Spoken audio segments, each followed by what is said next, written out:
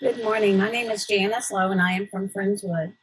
And I was asked to help moderate your forum this morning, and it made me so excited because one of my passions is strong HOAs that do well for the investor, the homeowner, the member of the association, and that's you. So, very glad that you're here to learn what you can learn and that you're an active part of Bal Harbour. My history of Bal Harbour goes back before it was here. This house was owned by the Stewart family, and I went to school with Phyllis Stewart, Mount Carmel in Houston, so we had a lot of time together as friends. And in fact, the bridge over there went over the swimming pool. I had my first boy-girl birthday party when I was 2 years old, right over there. It was a big day.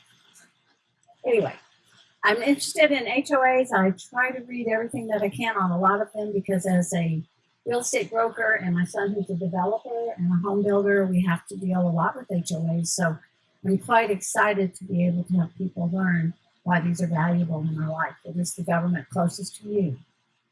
And it is a symbolic example of all the government above HOA.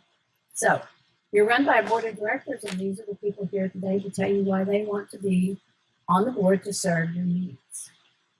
I think everybody received a little piece of paper that said about the forum, how we're going to conduct. Everyone has 10 minutes to speak. That may seem long, but I bet these guys can tell you a lot in 10 minutes. If you don't use 10, it's okay. And from that time, then we'll open it up for questions. And each of you will be allowed to ask questions. I'm going to ask that they kind of be a concise question and directed to a person. And then we'll give that person a 3-minute response. If you want the same question to go to another person, that's okay. But let's at least allow that person to be able to answer. And 3 minutes, again, might be a long time. You don't have to use it all. Okay. So if everybody's all right, we'll get started. And the first action is to have our candidates introduce themselves using that 10 minutes to tell you about them. And in the sense of fairness for all, we're just going to go alphabetical, and you'll see how that format is going to go. I'm going to time you, but I'm not going to ring any bells or anything. I'm just going to kind of stand up. When you see me stand up, you're getting close to your time. Is that okay? All right. So our first candidate who will be speaking with the letter D is Mr. Jim DeForest. Would you please take your 10 minutes to introduce yourself to your members of your association? Good. I'm just going to read what I put out, and then you get questions, I'll answer questions. So we're 2725 Lighthouse Drive. And Royce and I moved into Bal Harbour 7 years ago, and we absolutely love this community because it's small, all the neighbors are friends. We found our forever home. I was born in Corpus Christi and have lived in and around Houston since '74. I'm currently director of sales for a national spin-off company called Eden Growth Systems. I have 40 plus years of experience running my own companies and managing companies for other people. Royce and I both do volunteer work at St. Jude Children's Research Hospitals and Asphalt Bay Garden Club. I'm on the board of directors of the Space Center's Rotary Club. I love Bal Harbour. It's truly a gem among communities along the coast. I'm aware of some of the financial difficulties facing this community and would like to do my part, whatever small way, to help keep Bal Harbour a financially sustainable community. This is my home, and I'm committed to ensure its viability. Thank you. Very informative. Next would be speaking Mr. Dwayne Fair. Good morning, everybody. If you don't mind, I'll walk around a little bit. If you can't hear me, please raise your hand and I'll get closer to the mic. I'm one of the newest residents, I think, here, or relatively new anyway. My wife and I moved in a little over a year ago. December 22.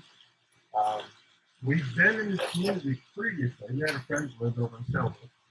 So we come down to visit teams here. Obviously, Shelly went to one. She was very comfortable with the community, the close-knit nature. It's really quiet, peaceful. Even though we're right next to the Napa Lawn and all the stuff down there in Webster and everything else. So it's very, very convenient for her. Once we moved in, she is very social and she's found social networks. I think a lot of ladies probably know her. And that's it's a very unique thing. We lived in Lufkin prior to coming down here, and in 27 years in Lufkin, she has some friends. I usually work, so I'm usually busy with work, but nothing like the social network that was available to her down here. She really loves it here. I really like it. I'm an outdoors person. I like the fact that we're in the water, fishing, boating, sailing, kayaking. I like the fact that I play disc golf. So there's lots of great disc golf courses down here. Good disc golf community. So, being active in the community is important. Understanding, the place that we live, understanding the people. That's a key element to incorporate yourself into any small community like we have here. It's really unique living here, I think.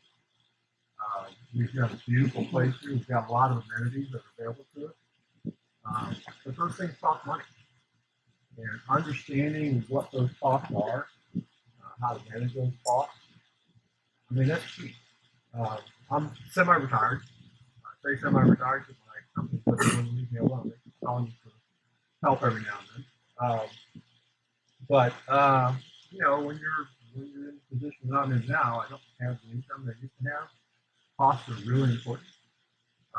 So understanding how to get the most for your dollars is important to me, to us, to our long-term viability. So we like it. We love it here. And we'd love to stay here. On the other hand, we've got some issues that are facing us. Everybody knows what's volcano, I believe. This volcano is a big issue. It's a very expensive thing to fix. Why we're in the shape that we're in, I don't know if that's really important at this point. What's important to us is to make sure that we get things fixed in a cost-effective manner. In a manner that's going to last. We have to understand the systems that are being put in place.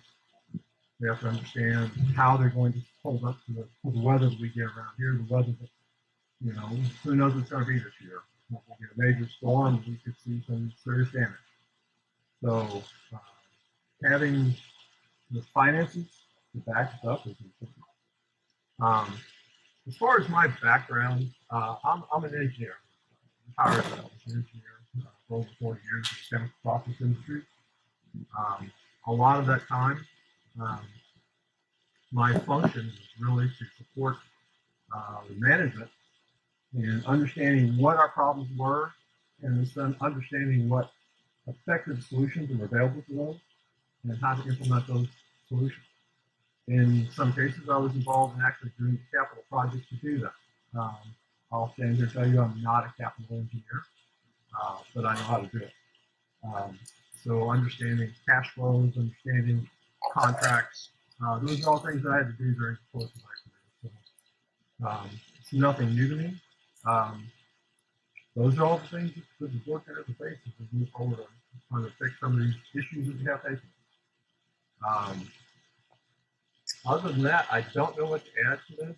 I'm available for anybody who wants to talk to me. The internet term for that is Ask Me Anything. So if you have a question, I can certainly give you my concepts, my ideas on things. The big thing is understanding that we all have to work together in terms of a consensus opinion on what the right way is to attack this problem so we can move forward. Right now, we're kind of in a position where we're not moving forward. We have to resolve that. So that's what I'm here to try to help you. Thank you. From Lufkin to Bal Harbour. Yes. That was a shock. You have no idea how much. Yes. And next we have Miss Katie Gibson with Her Boots Are Made for Walking. Let's hear from Katie. Yeah, so I have a lot of notes, y'all. I'm really looking down. I'm not trying to be rude. I just don't have a lot of points. I wanted to make sure and cover.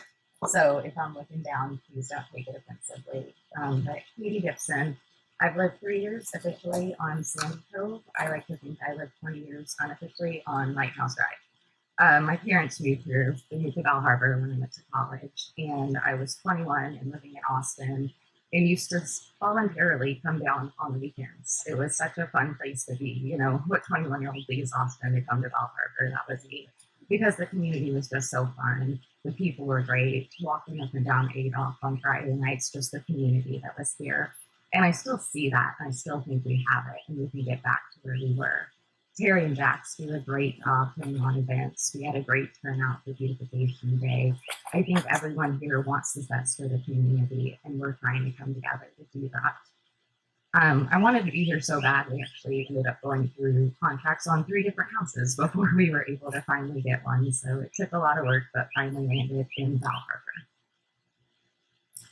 The other thing I think is important is that we do have amazing resources within our community. You know, we have doctors, lawyers, engineers, teachers, construction experts, ship captains, and I think with all that, we can be leveraging those skills from our community and bringing that together. And with that, I do recognize we're going to get different opinions, and I think that's a good thing. It's good to have a healthy discussion, dialogue. Dissension is a good thing because that way we're saying, are we really doing things the right way? Let's talk about it. Why I want to be involved. So like I said, I've lucky enough to have been involved with Bal Harbour for over 20 years. And in that time, I've watched the demographics change. You know, we've had a lot of younger folks moving into the community, and we now have all the way from newlyweds to retirees. And that's awesome. It's great to see that people are wanting to come to our community. But with that, I do think it's important that we have a board that represents the demographics of the community it serves. We're all concerned right now. I know the bulkheads are top of mind. How are we going to get that fixed? But I'm not just worried about how are we going to fix it now. I'm worried about what's going to happen in 25 years when they need to be fixed again. And how are we planning for that to ensure that this continues to be a vibrant community? I hear a lot of talk about I hear a lot of talk about going back to the way it was. You know, when we first started having the talks about the finances, there were a lot of people that said we just want to go back. And I appreciate that. I want to go back to that community where it's loving and we all are together. But I also want to go forward. And I want to make sure that we're doing that in the right way and in a smart way. My background. I told you I had a lot of notes. So my undergraduate degree is in mathematics. I also have an MBA with a finance concentration. So you could say I like numbers. It's what I do and what I love. I currently work as a consultant. I work for one of the largest employers in the United States, and I work from home, so I'm here all the time. We get to see everything, which is good. This might sound like a lot of fluff, but what I do is I specialize in continuous improvement, artificial intelligence, and automation. So what that really means is that companies hire me to come in, look at their current processes, evaluate what's wrong and what's right, and then decide how to move forward with that. And with that, I've learned a lot of things. Change is good, but you can't come in guns blazing and say we're going to burn the place down and start over. That's not the way to do change, and that's not a way for it to be effective and get ownership from the community. What we need to do is really be thinking. There's a reason things worked this way in the past. There's a reason we've been doing things this way, and understanding and respecting that history and using that knowledge to say, how are we going to use that to go forward? I also, with what I do, I have a working knowledge and access to tools that I think we can leverage. Specializing in artificial intelligence, there are tools that can draft RFPs using the latest standards and guidelines. There are tools that consolidate the responses that we receive and rank those. They're not intended to replace a human in any way, but it supplements us and just makes our job easier and makes sure that we're getting an unbiased opinion when we're looking at these things. As a board, we're managing over $1 million. I do think it's important that we have a fiduciary responsibility to everyone in this community to make sure that that $1 million is being spent right. And that's what I want to help do. So with that, I have a double vested interest in this community. My parents still live here. I live here. I want it to be my forever home, and I want it to be their forever home. I don't want to go anywhere, and we don't want to see anyone else have to go anywhere. So thank you for your time and consideration. Thank you, Katie. And now we have Mr. McBride, and after you speak, then I'm going to read something. Okay, so I'm letting Mr. Woods know that there'll be a little bit of a pause between the two of you. So thank you. Welcome. Great. Thank you. And thank you, Janice, for being here this You're morning. welcome. Keith, thank you for setting up this venue today. Candidates, glad you're all here. Community members, really happy at how many people actually showed up today. This is an important election, and it's great to see everybody show up. My name is Jeff McBride. My wife Nicole and I have lived in this neighborhood for almost 9, well, going on 10 years. I just want to say there's opinions around a volunteer position or elected position, and regardless of what you think, I'm of the opinion that being elected in this role is really not a volunteer job. I think you're elected with the fiduciary responsibility of the money, and that's what I plan to do. I plan to treat the money like it's my own pocketbook. This is our money, this is our community, and we deserve to see that money being spent responsibly.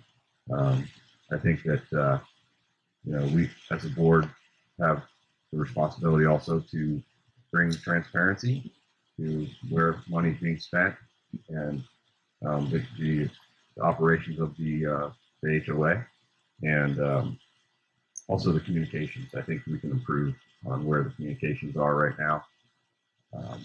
The things that are going on the board should be above board with everyone that is in the community, where they can see what's going on. All right, I'm going to shift gears a little bit and just talk about my priorities. I think that's why most people are here. They want to know where we stand on certain aspects of what's coming. I think that the reserves, where they're at right now, they need to be a focused effort on how to increase those reserves. I'd like to see, if elected, I'd like to see that become a priority in terms of how we look at short-term, medium, and long-term expenses and how we will fund those. The bulkhead is on everyone's mind too. We've got some repairs to make. And quite honestly, I think it's going to take people that understand how to make those repairs and when to where we don't spend a lot of money in one year. And obviously that's where we talk about assessments. That's where we talk about potentially changes in how much dues we pay. And I think that the right people can make that to where it's minimal impact. I really do. I think that, I live on the water too, on Lighthouse. And, bulkheads, personally, mine looks the same as it did 9 years ago. So I'm all for non-knee-jerk reactions on how we spend our dollars. Obviously, there's some repairs that are going to be made on the, currently that are emergency, and those have to be done. But I'm all for taking a really deep look at how our reserves are funded and looking at our controllable costs to see where we can actually add to our reserve. So with that said, those are kind of my main priorities if elected. That's what I'm going to focus on. I'll talk a little bit about my background. I've worked for a major energy company for 17 years now. And throughout that 17-year time, I've held several roles with the company. And obviously, my background's around operations. If you haven't figured that out by now. I've run major facilities, marine facilities, as an operations manager. I've run major pipeline facilities. And throughout those times and experiences, I've always had a budget, and I've always managed people. I'm a people leader. I've managed people for 27, 28 years now. And it's important to understand what's going on underneath the hood. And we need a board, in my opinion, that is willing to look under the hood and look for inefficiencies. And how can we drive value to the homeowner? So things that can be improved are the things that you can measure, right? We can find money potentially that's being spent a different way and use it to our advantage. Businesses that operate and are successful constantly look for continuous improvement. And I've been involved in throughout my career moving out of the field as an operations manager into an operations excellence role, looking for continuous improvement, looking at how to reduce inefficiencies, create value. I also had spent some time in procurement, believe it or not. It wasn't for me. 18 months in the role. Did a lot of bidding, cost control, project bidding, millions of dollars worth of money. And I'd really like to see a little bit more quality around bids. And I'd like to see that as a homeowner in front of me and being able to see that transparency of let's look at a bid, let's look at the quality of the bid and really hold people accountable how we're spending money. I'd like to see line items of the money that we're spending. And that should be available to all of us as homeowners. And my final kind of role where I'm in right now, I'm in learning and development. So I've kind of translated out of the field, leading people as an operations manager, facility manager, maintenance manager. Always had budgets, always controlled spending, looking at how I'm going to spend my money. And learning and development for the company. Really enjoy the role. And it's looking at talent. How do we train our folks? And so that's kind of where I'm at right now. Previous to that, I spent 10 years in the Navy and submarines. I was a mechanic on submarines, nuclear submarines, and conventional submarines. If you're ever in San Diego, go check out the USS Dolphin. It's a museum now, so that's not my age reflection. And that's what I think. You know where I'm at with things. I think you're going to need somebody in these roles. The people here, I'm glad everyone's here. Really think about who you want going forward. It's going to take a lot of energy. It's going to take somebody that is willing to look under the hood and really ask the hard questions. There's some difficult decisions coming. But what I would say is make sure the people that you put in these positions are willing to work for you. And they're willing to tell you what they're doing. We want to be transparent and we want to communicate to our homeowners because at the end of the day, we're all neighbors and this is our money. And we want to see it spent efficiently and with the best value forward. So that's all I have. Thank you. Thanks. Very nice. Thank you. There is a person who is a candidate, Mr. Fred Martin. He was unable to be here today due to surgery of his wife. And no doubt in my mind that we're even in the same situation. He'd be at the hospital like him. But he did ask for his opportunity to be heard and has prepared these comments that I'll read to you. So you get to watch your clock if I don't go any more than 10 minutes. You were close. You did good. Mr. Fred Martin lives at 2709 Lighthouse Drive. He states, Angela and I moved to Bal Harbour in 2004 because of the unique blend of waterfront and nautical characteristics that we enjoy. We're also glad to be back in Nassau Bay, the community which we first lived when we moved to Texas in 1980. We both retired from NASA and have friends and colleagues in the area. Bal Harbour is very fortunate to have many skilled and experienced homeowners who are passionate about living here and maintaining the property. Through the years, I've been satisfied with how well the buildings and the grounds have been maintained, but concerned with the declining state of critical bulkheads, the very underpinning of our homes. Having experienced a catastrophic bulkhead failure on a lot that we own in Lake Livingston, we know firsthand that we do not want that to happen. We had 50 feet of steel bulkhead slide out into the lake in a, quote, tow failure. It was a horrible mess and very expensive to repair. It is clear that significant resources need to be spent very soon on repairing sections of the bulkheads. In many places, the soil is washing through the bulkhead into the canal or lake from the lower section, which is usually underwater. The deterioration is visible at low tide with a strong wind out of the north. Not only is it visible, but discussions with engineering experts makes it clear we are at a critical juncture. I believe the bulkhead deterioration increases our risk of significant losses during a hurricane. If elected, my main focus will be to support repairs further to the bulkheads, working with the owners and board members to develop a funding strategy that supports the repairs.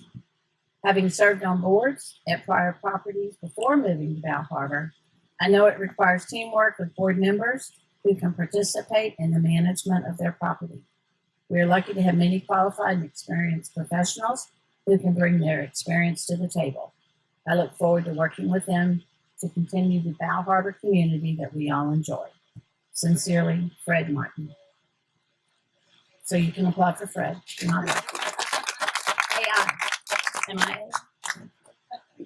Okay, that brings us to our last candidate present today. Mr. Steve Woods, would you stand up and take your comment time? Thank you. My name's Steve Woods. I live at 18505 Sandy Cove. My wife and I, Julie, have been living here for 4 years. We're familiar with the community. Her father lived here, moved out, about 15 years ago. So we're familiar with coming, floating from here, and we love this community. We love the people. We have never lived in a place where we've gotten to know so many people so fast, and we have such difference. So we hate what's happening in the community because of money, and that's really where the problems come in. We didn't have a problem until somebody started talking about raising assessments. I'll tell you where I stand on everything since I'm going to ask for your vote. I voted no for the monthly increases. I don't believe that monthly increases, especially as high as we're asking, are good for our values, our property values. I don't want to pay that on a monthly basis. If they would have been $600 or $700, we probably wouldn't have moved here. So I believe we should keep those as low as possible. I also believe that we have a financial problem. Our reserves are short. All of our funds are short, and unfortunately, they're getting ready to be depleted even more because we've signed a contract for emergency bulkhead repair that's coming out of those funds. I believe we have to have a special assessment. I don't see any other way around this.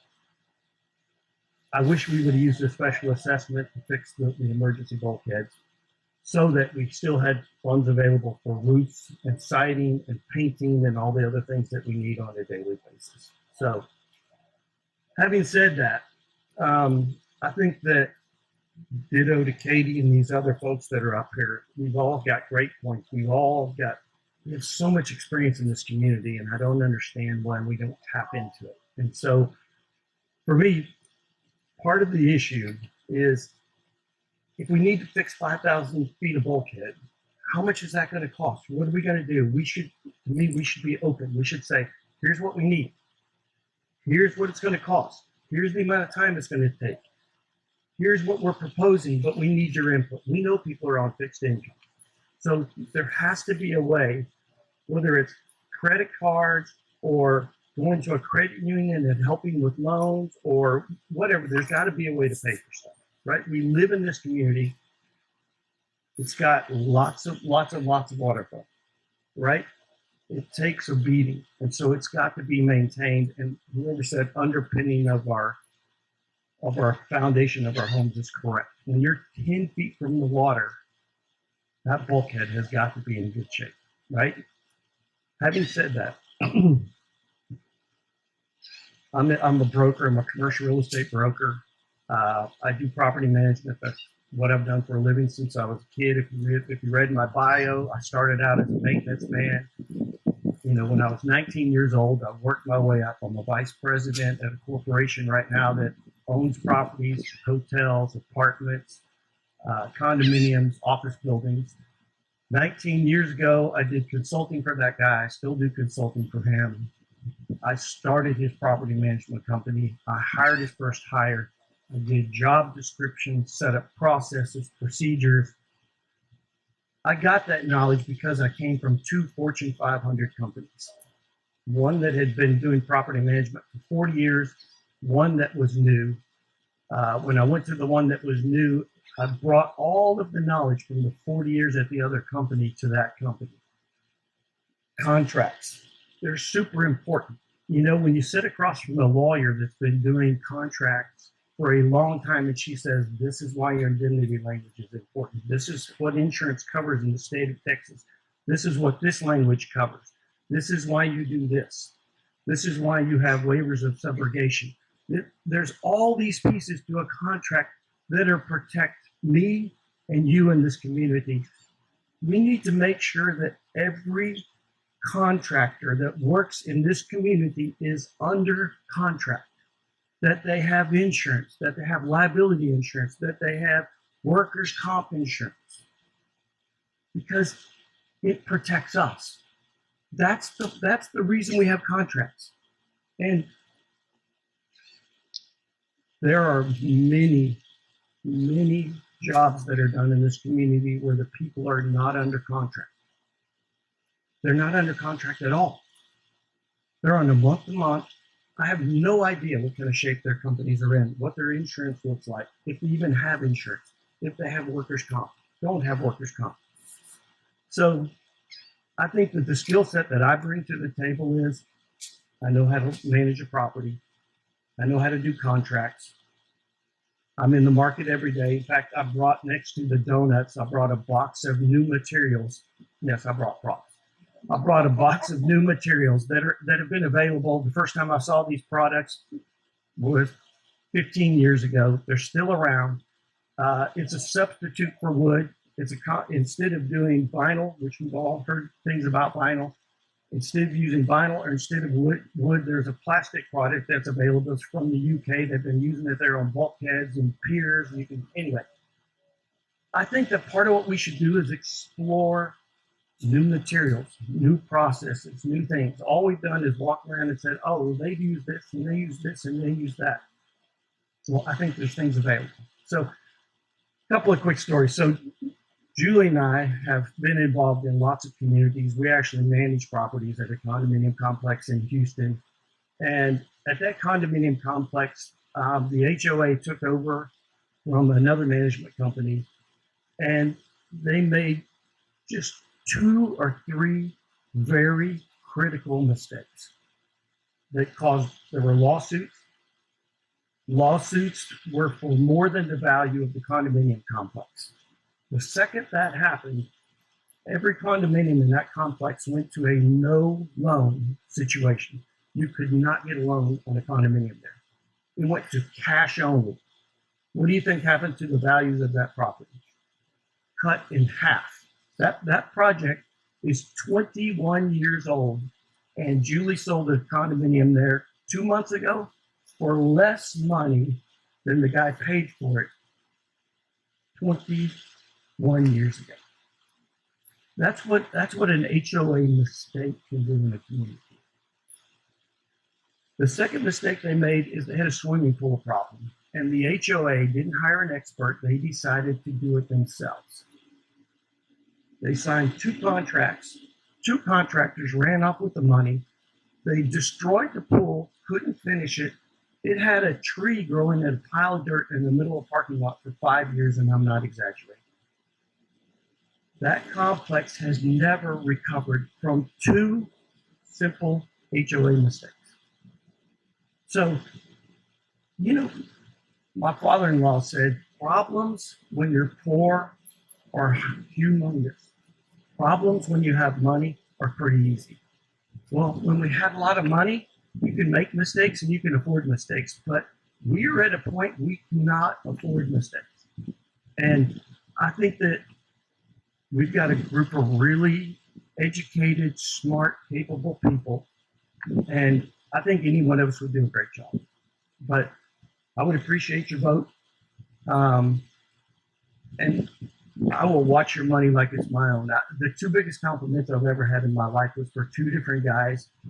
And both of them said, when I turn a property over to you, I know you're going to spend that money like it's your own money.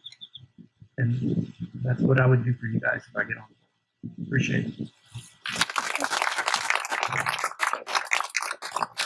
Very nice. Thank you. Okay, ladies and gentlemen, this has been the informative part of our forum. You've heard the candidates tell you, as per the paper you all received, their introductions, how they come to live here, their skills and experiences, their background. And so it's now an invitation to you to take a personal stance with each one to ask your personal questions or group questions for the community. So I'm going to allow you to ask those questions as we talked about, and them 3 minutes to answer. Don't need to take 3 minutes, but you can because it may be a complicated question. So just let me call on you just by a hand raise and stand, ask your question unless you want to come to the microphone, but sometimes the men's voices can be heard. So let's start. Oh, okay. We have our first questionnaire. And you know what? Just for your neighbors who don't know you, say who you are. I'm David Randall. I'll answer this question. David Randall. David Randall. Thank you all for running. It's not easy to step up and volunteer or run for the position. And I know it comes with, sometimes you become a target. And I hate to see that. So what I would like to ask each of you to give is 20, 30-second answer of how do you manage conflict? Say it again. How do you personally manage conflict in the scenario of being on a board and this? So, candidates, that's to all of you. So, let's take the format of starting at the other end of the table. Steve, you go first and answer that question, and then just act to each one of you coming down the table. I've been married for 33 years, so same thing. I think that it's important to hear all sides, right? We're not going to agree. We're not supposed to agree. I love when the mayor of Nassau Bay came over and he talked about the changes they've made in the community. And he said behind closed doors, they were arguing like crazy. You have strong opinions. If we're sitting up here, you probably got a strong opinion. You have strong opinions. It's important to listen to all, and then eventually you have to compromise at some point. But I think there's sometimes you have to stand fast, and sometimes a friend of mine said, if you're the only one standing up, you're either the smartest one in the room or you're the stupidest one in the room. But sometimes you need to stand up and stick to your guns. And so I think conflict is good, and I think working through it.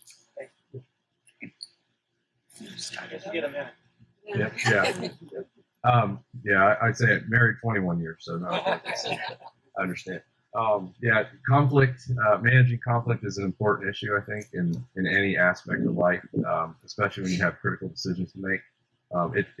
I think it's important to hear everyone's side. That's what the diversity allows, unique opinions, unique perspectives, and hearing all the sides, understanding where people are coming from is also important. Why do they feel that way? What's underneath that? Let's get to a resolution. Let's really hear everyone. And I think you get a group of people that understand those concepts, you'll have somebody, a team of collaborative people that will make the right decision for you. It's probably going to sound kind of similar to what the other two said, but y'all heard me say it when I was talking earlier. Conflict is a good thing. It means people have differing opinions. It means that there are other ways to do things, and it's important to talk and to listen. I don't think there's enough of listening that happens when we're going through a conflict, and it's important to understand it. What I do for a living is I tell people how to do their jobs differently. I deal with a lot of conflict every day because no one wants to hear to do something differently. But you just work through that. Why do you have these feelings? Why do you think you're doing it that way? What would go wrong if we did it this way? Asking those questions and having that dialogue, and then you can get to a place of resolution. So I'm going to repeat everything these guys said. But in all honesty, that really comes down to an issue of communication. So understanding why somebody has a different opinion, getting them to understand why your opinion differs from theirs.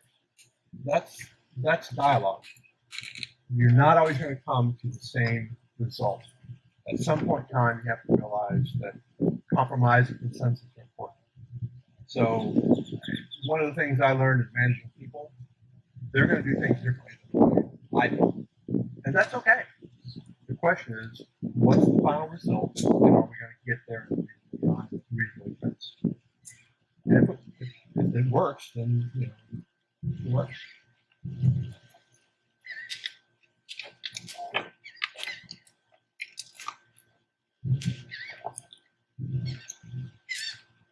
Yeah, everything they said. I think we have two areas of conflict, and a different solution or a different way of handling both of those. One of the areas of conflict is the conflict among the community itself, and the conflict with the community and the board, and then there's the conflict among the board itself. And the key to that is communications, obviously, like everybody has said. Different ways to communicate. I think that maybe we haven't done, maybe the boards in the past have not done a good enough job communicating with the community. Maybe the community hasn't done a good enough job of listening or looking into or trying to find the answers themselves, or finding questions and are not asking the questions. So I think that, again, it's all about everybody understanding where everybody stands. And that just means you have to communicate, but you also have to listen. And everybody has strong opinions. Sometimes it's hard to hear something that's adverse to your opinion and then absorb that and maybe alter your opinion somewhat. That conflict. So, as a board member, I would make sure that I listened to everybody. I make sure that I made myself available to anybody that had questions, and I would communicate as best I could. And on the board itself, I would do the same thing. And I think that I am a fairly open person, and I'm open to change. And I hear a reasonable argument, and I think that I'm able to assimilate that argument into my own opinion. And I've done that in the past, and I will do that. Thank you for those comments. I think we all heard the words listening and communication. And growing up, I was taught two different words by my mother that my father should just say yes to her. And that resolves the conflict. Thank you for those comments. Did that answer your question? Did you get a response? Do you need a redirect or anything? No? We're good? I didn't hear the word respect, but I know that. The gentleman would like to have you add the word respect to your two words. Okay. Question, Deirdre? Let me go with Deirdre and then I'll come back to you. Good morning. I'm Deirdre Brown from Lighthouse Drive, and I've moved here recently as well. And I've been active on the social media, but only became active when the processes and the governing documents weren't being followed, to the detriment of owners who would be the least likely to be able to defend themselves. And that's what goes to my core. It's the only time you usually hear me speak up.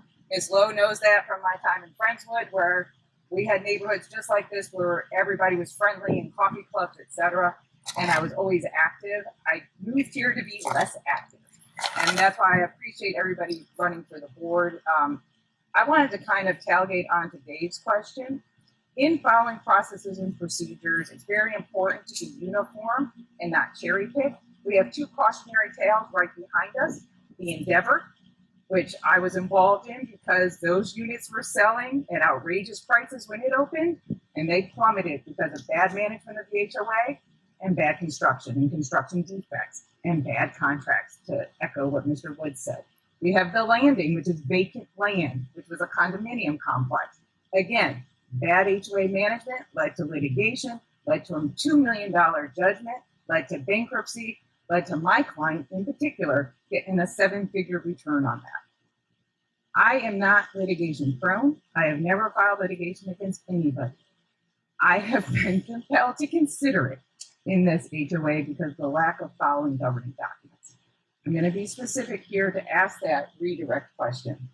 What is the two gentlemen on the end, Mr. DeForest and Mr. DeClare's view on Lori Vaughn's text that went out castigating other members that have decided to run for the board? Do you renounce that text? Do you support it? And how does it comply with the code of conduct she pushed just a week earlier? Thank you. Okay, you've got the question? Because that's a little over my head, not being here with you guys. But anyway, all right, you'll go first, and you have 3 minutes if you need 3 minutes. All right, thank you. Okay. In the first place, I am free to respond to any text the way I feel. And if you read my response to her text, then you know what I feel. I did. I haven't received your response, Okay. so if you could say it. I don't remember exactly what it was. It was generally in approval of it. You said you haven't read my text, but yet you said that I did approve it. So, anyway, it doesn't matter. I'm not going to argue. Let him answer, and then we'll come back on the retort. I'm not going to argue. Okay. I sent the text. I don't remember what the context of the text. Mainly, it was saying I agree with you. And so that's it. I'm not going to argue. Okay, let's hear the other response first, and then you come back. So I appreciate your question. I will tell you I am not a social media person. I have a few accounts. I don't get on them. So my focus is really on how do you probably have basements solved. And again, putting litigation, that's a really good point. But I can't speak for what other people say or do. It's not my nature. I can't control that. So if you're asking me to renounce that, I don't do anything. It's somebody's opinion. They're entitled to it. I don't have to agree with it. And nobody has to know whether I agree with it or not. That's my opinion. It's my perspective. But the big thing is, I've been in some board meetings that have gotten quite contentious. And they went from discussions of business to very emotional states very rapidly. And the downside is when you get into the emotional state of things, it's very difficult to come to a consensus to solve the problem. Because now you're dealing with the emotions. People are very invested in their emotions. So, as my wife will tell you, I tend to be a very non-emotional person. I try very hard not to let my emotions interfere with my thought process. So I can't speak to that. I know she sent out a text. I heard about it. It's just somebody's opinion. So I don't know if that answers your problem or answers your question. If you want to talk about it more in depth in person, I'd be happy to do that. As part of the communication. Okay, thank you. So this would be an opportunity to ask a redirect because you feel like you didn't get an answer or enough information. So to one specific person or both, what is your redirect? To Mr. DeForest, I didn't make a statement as to what you said or didn't say. I asked what was your opinion. I'm not on that text chain. And so I was just asking your opinion. Your opinion was stated, and your opinion was that you supported the text. And I appreciate you stating your opinion. As to Mr. Flair, I appreciate your opinion. I was just asking, if you support it or would renounce it. And your position is you just don't speak when there's a lack of respect in the neighborhood. I appreciate that. Thank you. Unless you wanted to clarify in any other way. Appreciate it. Very well. Okay, good exchange. All right, you're next. And you are? My name is Amy Atwood. I live on Sudley. First, I want to say thank you to everybody that's willing to volunteer their time to help us in this situation. My question is, can maybe each one of you say something that is very concrete that you feel like that would need to be done immediately or soon to restore confidence in the board and the processes of transparency? We agree. That's a good question. Thank you. So, in fairness again, you get to stop and be last. No, we're going to let Mr. Flair go first. No, you get to sit. We're going to start with the second one and go down the row and come back to you. That's a really good question. It's actually something I thought about when I was asked to run for this position. I've also heard the word trust and restoring trust. That phrase has been brought up a number of times in the conversation. The issue is you're talking about things that are two-way streets. So let's talk about trust for a minute. How can I restore trust? By myself, I can't. What I can do is I can be communicative. I can be above board, transparent. I can act with integrity. I believe I do. On the part of the other side of the trust relationship, that person has to be willing to accept that I'm working in an above board manner, that I'm actually working in their interest. If we can develop that relationship, then we have trust and confidence. So it's really an issue of managing the relationship between the board members, and the community. And that comes down to being, again, operating with honor and integrity, being open and honest, and then developing that relationship over time. Does that help address your question? I was actually looking for something more specific, like. Okay, wait just a minute. Let's let everybody answer, and then you keep who you want to redirect to. Okay. All right. So again, notes, I actually did write these down as I was waiting here this morning. Really, what are my goals and what do I want? I think we need to look short, near, and long term about what we're going to do. So short term, I think we need to create a roadmap of what's upcoming for the next 5 years. I need to also look at that quarterly and make updates to it to make sure we know where we're going and are we aligned with what we thought we were going to do, or do we need to shift? I also think the board should cut at least $5,000 in operating expenses. It doesn't sound like much, but I think it's a sign of good faith. We know we're in a financial crisis, and we've turned to the homeowners and said we need more money from y'all. And I think it's important to look inward first and see where we can cut. And I do think we can, if 5,000 is not much, I think we can start there and then work up. Near term, I do think it's important that we implement a homeowner feedback system. We hear a lot of comments in the meetings. I hear a lot of people talking in the neighborhood. I can use the tennis courts because people are always there. Well, there's no way to get that information to the board. And also, I think we have to be accountable in responding back to the feedback that's received from homeowners. And then long term, I would like to look at the accounting and update that, make sure that we have dedicated reserves and we're setting money aside in the right places. I also think we should go to electronic records where we have a folder for each of the houses in the community. We know what repairs have been done, when their roof was replaced, if they have a bulkhead, when was it replaced. So we have that information. I know we have Rick and he has an amazing brain and has it up there. And I know he has his systems, but I used to work in nuclear power plants and we call that a single point vulnerability. We shouldn't be relying on just one person's brain.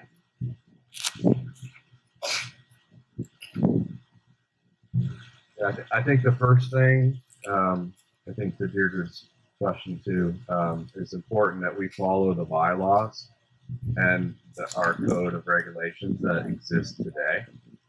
We don't cherry pick and we follow process. I think that's really how you kind of get back to a trust thing and integrity.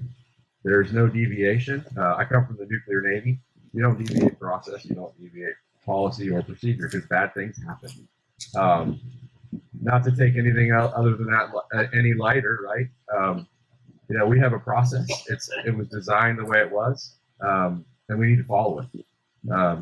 Other things I think we can do. I'm a very proponent of a centralized process that basically benefits all of us. The board can use, the homeowners can use a centralized system that exists where we have all the information to seek. It's not an email or, hey, how do I get this information? Or where does this live?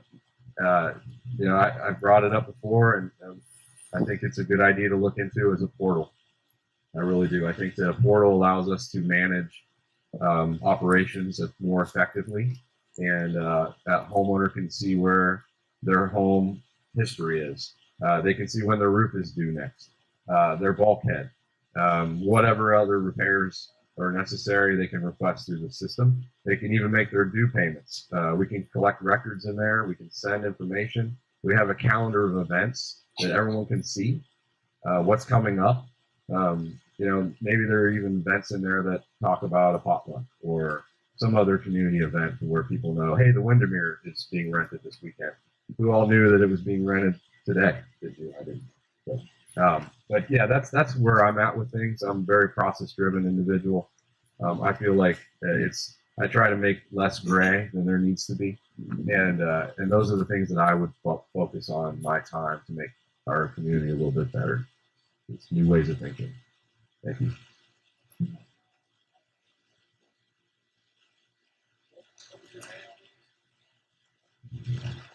Yeah, Jeff McBride.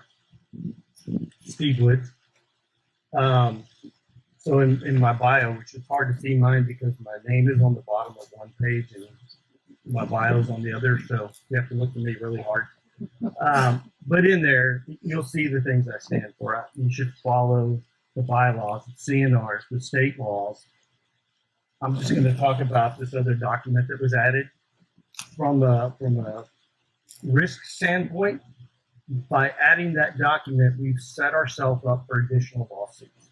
The fact is, what Lori put out, an attorney has reviewed it, and the fact is, it's put us at risk. So if you're going to have one of those, it should be a better document. I'll say that. So as far as what I would do immediately, I think we're in the middle of a crisis, and I have a friend on the board right now, and what's going on behind the scenes is there's emails, text messages, phone calls that are of no record to any of us. We can't see what's going on. We have no idea what the discussions are behind. I think in the middle of this, you people may hate me for this, but I think we should set up an every Monday open board meeting where we have those discussions in public, where maybe not input because we don't have 2 or 3 hours, but where you should be able to hear the conversations that are happening. I'll give you one, for instance. We were signing an emergency contract on the bulkhead. I called the office and said, can I see the contract before it's signed? And the answer was no. It's my money. Like, why can I not see a contract before it's signed? Why do I have to wait until it's executed? I have one page from that contract, and I'm just going to be honest. If I took that to my corporation, I would be fired for one page from that contract. It looks like we're getting the vinyl bulkhead. I have respect if anybody wants to see it after this.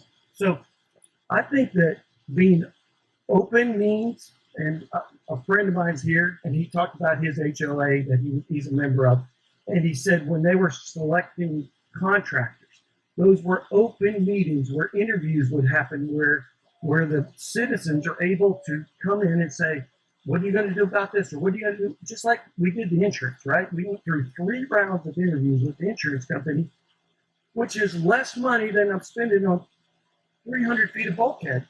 Not one of us got to even talk to the contractor that's doing the work. That to me is not transparent, right? I love the idea of a porthole. I would like to have a work order system. I'm going to tell you one of the things I would like to do right off the bat. Why can't we use this? We own it. Like, why can't I have a card game there on a Tuesday night and not have to pay $250 for something I'm already paying for?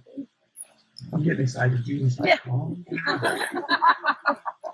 Anyway. And with that, yes, thank you. 3 minutes, all right. I have more. Okay. And I can hear you do. Now, you get to address. Did someone answer your question? Do you have another question to ask that? You're okay? All right, good deal. All right. I saw the gentleman in black. Did you raise your hand? No? Okay. Then behind you did? Okay. And you'll tell us who you are and why you're famous. I'm Paul Schilling and Marcia Schilling. We live over on Sandy Cove, and we bought our home 10 years ago.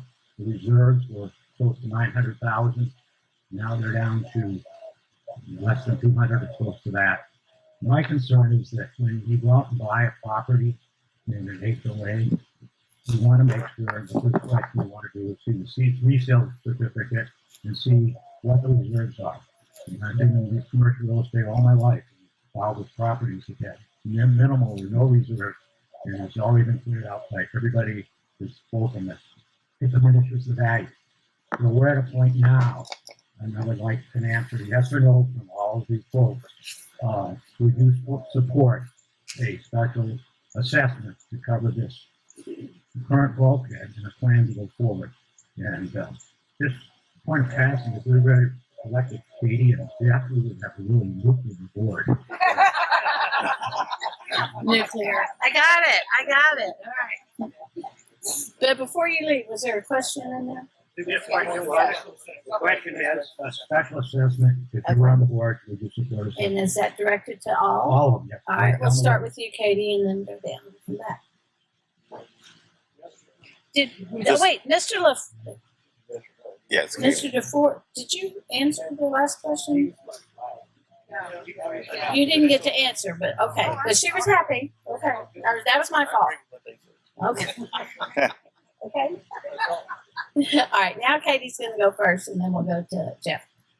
The answer is yes. I think we need to do it right, and I think we need to understand what's the total cost that we're in for, where can we find savings, and what does that leave us with as the delta. I don't think we just throw a number out there and go for it. I don't like raising the rates because once we do that, they never go down. We all know that. Yeah, simple answer, yes. The assessment's probably needed for the repairs that we have in front of us. Long term, I think that there are other ways we can get there. So I'd like to do that before I say, hey, we need assessments for the next 3 years or whatever it is.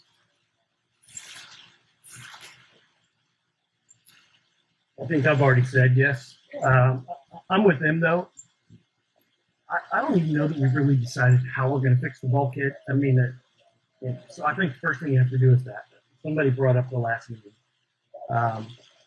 They said, you're saying $3,500. How do you know how much our assessment is if we don't even know what it's going to cost to do it, right? So I think the first thing is figure out how many feet of bulkhead need to be repaired, how much it's going to cost a linear foot, and then how we're going to do that, whether we do it in one large one or 2 small ones or 3 small. I think, and that's what we need input from you guys. Like, how do you want to do this? You know, so same thing with roofs. Nobody's mentioned that in 2036 we have a giant bulk of roofs that are going to be due, and you know we haven't even discussed how we're going to get to there. So.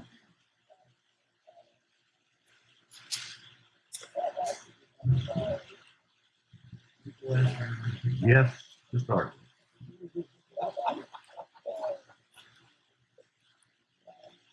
So I'll keep the answer. Ask the question. I'll keep the answer very quick. I want to make a couple of clarifications if you don't mind. So, yes, we need to have a special assessment because we have work that has to be done, and we currently don't have the money to pay for it, and we don't have the money coming in to pay for it. So you got to have money to get work done. Contractors don't work for free. So here's one point that I wanted to make. I thought about this the other night. A year ago, we all got together to vote on a couple of proposals on raising our HOA fees. So we talked about that. A couple of people have mentioned it, so they're completely against it. I understand. I don't like to pay more money than I have to either. So here's a thought to think about. If we had voted in the lesser of those 2 increases last year, we would have already collected more than enough money to pay for the emergency repairs out here with that fund alone, and had 6 figures left over. It's a pretty good seed to start working on the rest of the bulkhead. So again, I don't like assessments because it's a big chunk of change you got to come up with in one shot. I kind of tend to lean a little bit more the other direction than what some of these people here were talking about. We know we have these costs coming up. You brought up a really good point. You got a roof coming up in 10 years. So what is the expected value that it's going to cost? What's the expected cost of having those roofs done? And how do we accumulate the money between now and then to cover that when it comes up? Or are we going to be standing here talking about special assessment? So in the end, you got to have money to pay for the work you've got to have done. You can either do that by raising your dues, or you can do it by doing special assessment. So neither one's palatable. I mean, I don't want to spend any more money than I have to either. But if I have to spend $3,500 to keep the houses from falling in along the lake now, I mean, that affects me. I don't have a Lakers Now house, but it affects the value of my house also. So it's important to me to keep our community in good shape. How do we do that? I mean, again, it goes back to the issue of communications. It's coming to consensus on how we go about this. Last year, we couldn't reach consensus. If we had, we wouldn't be in the shape we are right now, trying to take money from other things to do emergency repairs. One way or the other, we've got to do something. So yes, I am very much in favor of doing the assessment now because we've got to fix this stuff before it hurts us. Sorry, way clear. And did that answer your question, sir? No redress? You're good? Thank you, candidates. How are they doing so far? What do you think? Doing pretty good being here? No, you guys are a tough crowd. Yeah, piercing eyes behind these glasses. Yes, ma'am, you have a question. Come on up, yeah, don't fall.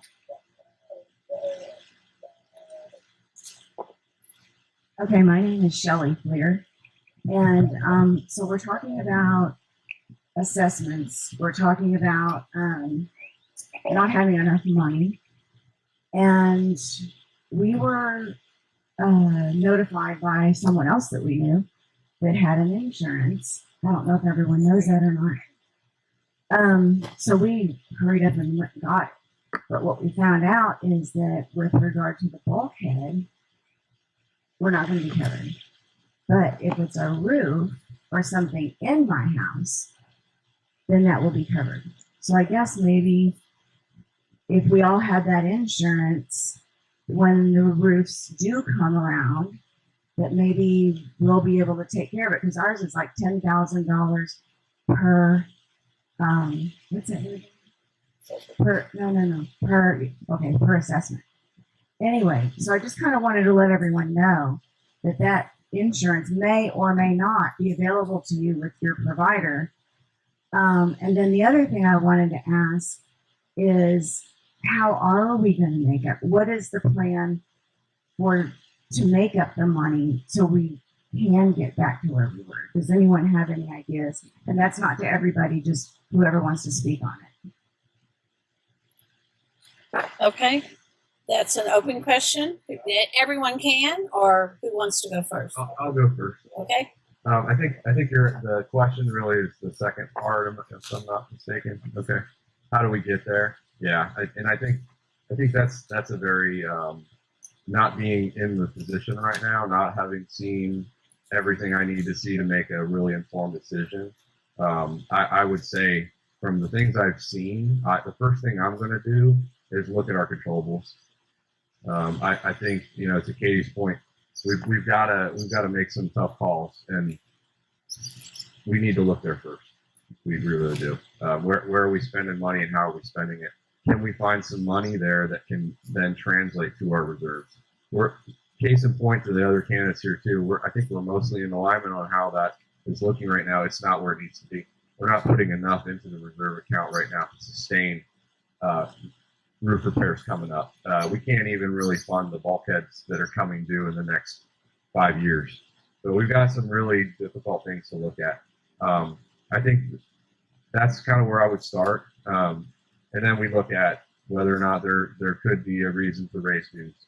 And would there be a reason to do another assessment? Assessments shouldn't be used to do repairs that are in the bylaws that says we're funding to maintain, right? I don't know if any of you feel the same way, but that really aggravates me because there's 430 going somewhere. And I think that's one of the reasons why the due increase proposals failed, because those funds, there's no accountability in terms of how that money's going to be spent. And that's why y'all failed. I didn't vote for it either, because I'm like, well, I don't know where that money's going to go, really. Is it really going to go to my bulkhead or not? Or is it going to go somewhere else? I don't know. So I think that's my first priority, is looking at controllables. Where can we look? And then we come up with a plan. We need a plan for reserves too that focuses on short term, medium, and long term, as I said before. That money needs to be allocated, and y'all should see it. That's it. Steve? Did with that as well. Yeah, a couple of things. Obviously, I stuck my nose in a bunch of what's going on here. I ask lots of questions. That's part of what I do. I gather information. You guys may not know that we have a contractor in this community that works for us that we spent over $400,000 with last year. Scooting up to $500,000 last year. If you were to look at one of those invoices, you could not tell what they did, where they did it, or what the hourly rate is. It literally says 3 guys worked on these days. Here's $2,400. That to me is not good business. And as far as I know, we don't have a contract with them, right? That says if you send in an electrician, it's this much an hour. If you send out an electrician helper, it's this much an hour. If you send out a laborer, it's this much. So I think we start by, let's take if it was my money, I want to know what I'm paying for, right? So I think the first thing we have to do is be accountable for what we're spending so far. I didn't mention this, but one of the suggestions I threw out as I'm talking to Rolf and some of the other guys, I said, is there a way you can do a temporary increase to the monthlies? Can we say, hey, we're going to vote and increase to $550 for 2 years, and then it goes back to $463? They wouldn't even consider it, which I would have signed off on that. Yep, you give me 2 years, it's a dead end, it goes back, there's no discussing it. I would take that. So I think there's always a third option. We always go, well, it's either this or this, and there's usually a compromise in the middle. So anyway, we've got to figure out a way to get money. So, Katie, will you answer? Okay. I realize I haven't been saying my name, but I think y'all have figured out that I'm Melanie Katie up here. So, but I agree. We can't go with things as the status quo. We really need to look at internally how we're doing things. I do think a work order system, even if it's just a logbook where we're tracking what's happening and what are those associated costs. We can do analytics, see what type of repairs are happening more frequently. Do we need to adjust our maintenance plan so we're not getting to the point of expensive repairs? The contractor that we spent $400,000 with, that's insane. Should we bring another person in-house? Should we hire another person, and would that cost us less than $400,000? There are decisions that are going to have to be made, and we just need to look at all of them. Great. Do you two like the opportunity? Okay, you're good. You want to say something? I'll be saying what they say. Okay, all right. And are the respondents answering your question? Good. All right. Another question, sir.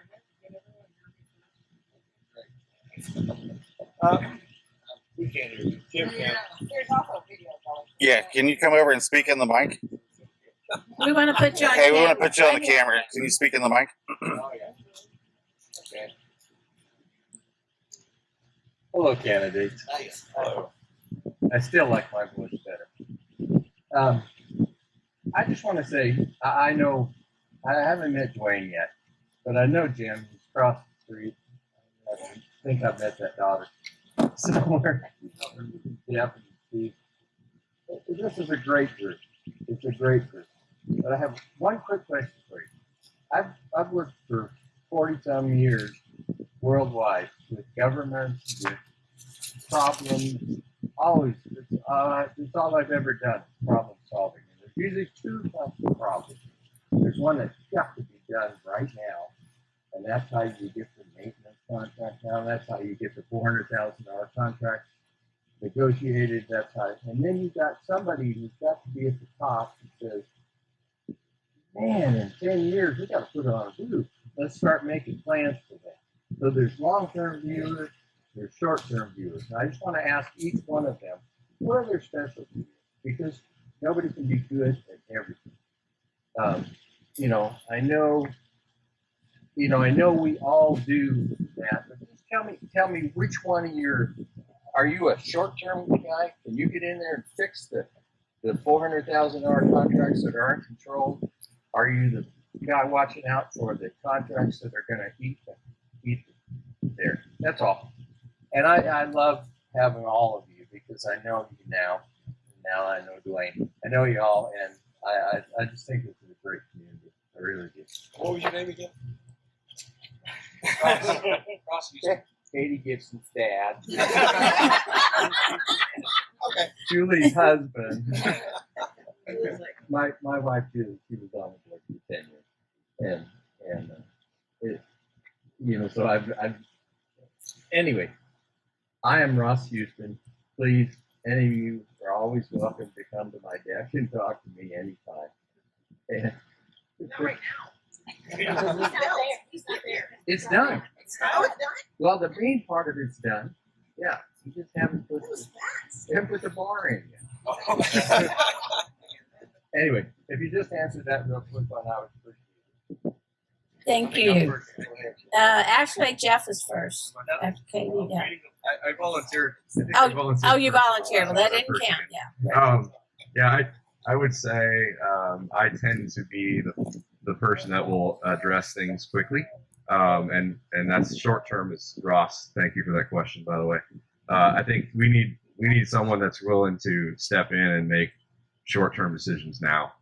As the other people have mentioned here that are running, and those of you in the community, there are imminent things that need to be addressed really quickly. I think there's been, in the past couple months, it's been a step back, and really haven't heard anything on what's going on. I think they're willing. The current board is just ready for someone else to step in and do that, and we need to do that now. So I'm a short-term guy. I like processes. I think we can, if we address the shortfalls of things going on, we can then get a plan that translates to long-term. I was never a long-term capital guy in my position. I was always major maintenance, and I fixed what my budget said this year in the field. But I had engineers that I would talk to, like Ross, and say, in 5 years, I need to replace this pipe.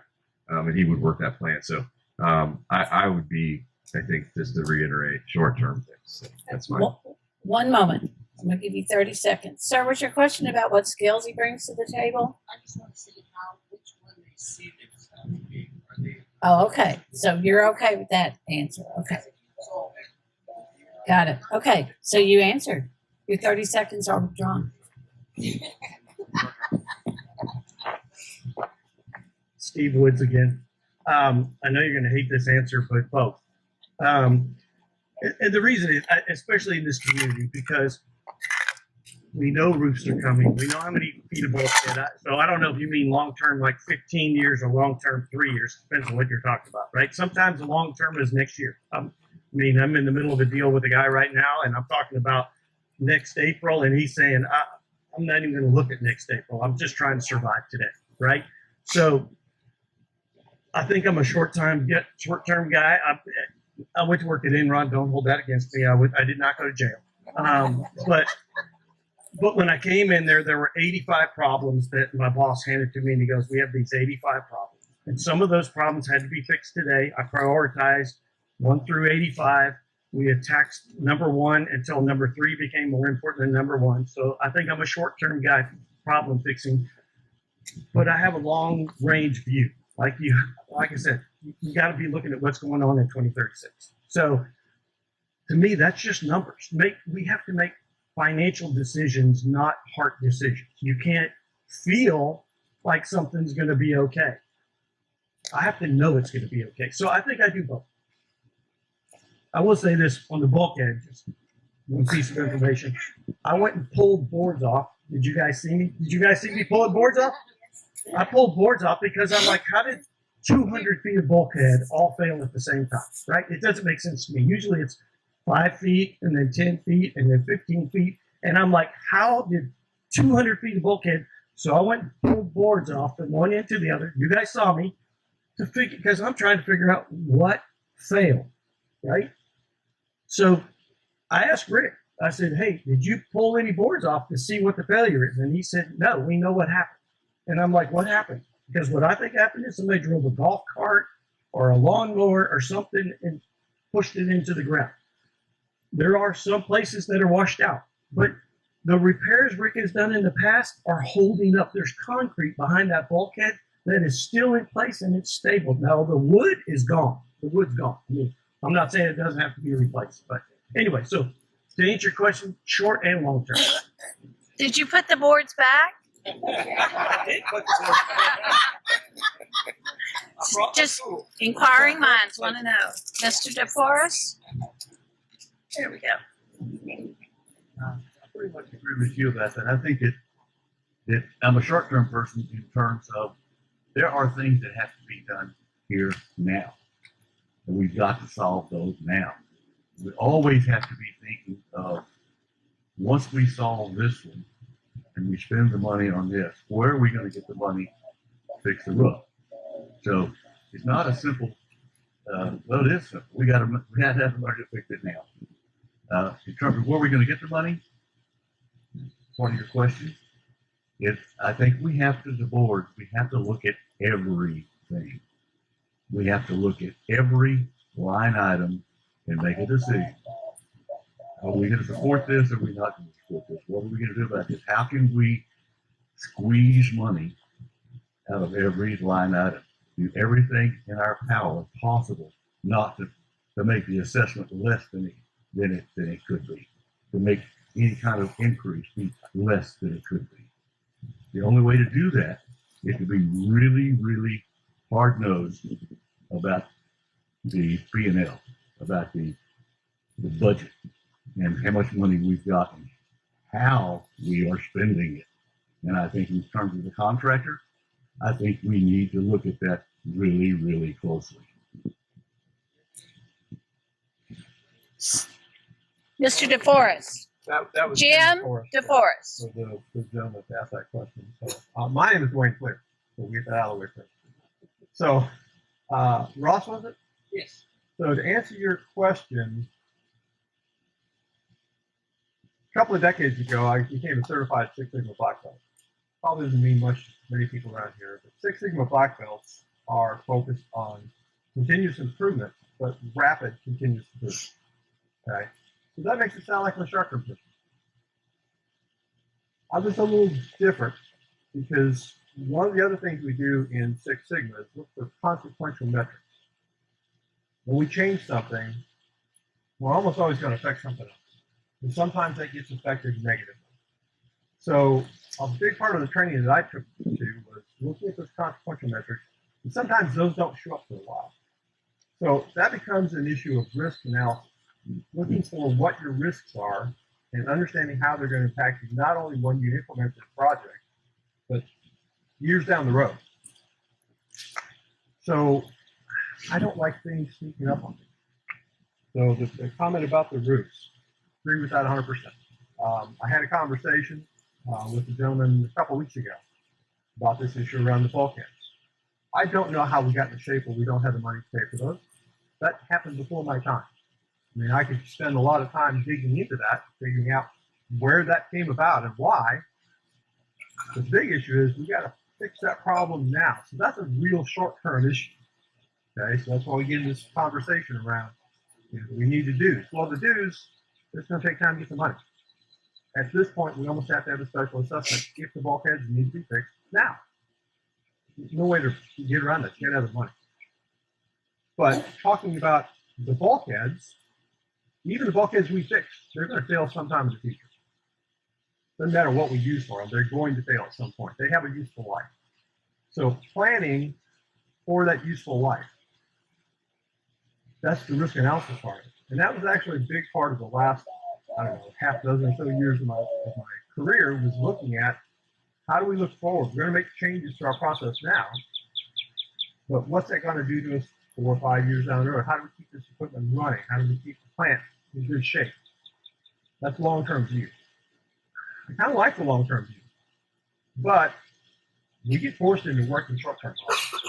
So, again, there's a lot of comments around I do both, and yeah, I mean, everybody does both, and you do what you got to do. But if you ask the question, what my preference is, what I'm comfortable doing, it's really long-term planning. Thank you. Oh, and you'll be the last one, right? And then I'll come to your question. Thanks, Dad, for the question. So, I'm willing to help out where I can in the short term, but that's not my specialty. Y'all heard me say I was a math major, that I want to put a 5-year roadmap in place. I want to do at least monthly or quarterly reviews to see where we are against our goals. What you might not know is that before I got involved in continuous improvement, I did a stint as an actuary. So I managed pension funds. And what that was looking at our projected benefit obligations and making sure we're going to have money so that when people retire, they can get their checks every month. So that's what I did. I love me a good spreadsheet. It's just what I do. So long term.